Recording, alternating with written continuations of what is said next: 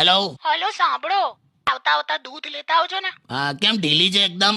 આ જો ને યાર, કપડા અંદર સુકાવવા પડે છે, ઘરનું બધું કામ બાકી છે, કચરા પોતું. હું શું કહું છું, હા, સાવણીને પાણીમાં પલાળી કચરો કાઢો તો કચરા પોતું એક સાથે ના થઈ જાય?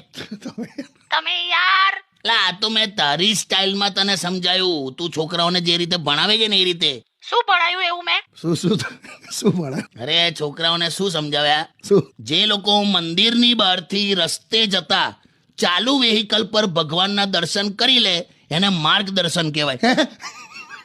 અરે એ તો હવે જવા દે. એમાં શું થયું? હા, એટલે એ તો શબ્દો છે ને, છૂટા પાડીને હું મારી રીતે સમજાવતી હતી એમ.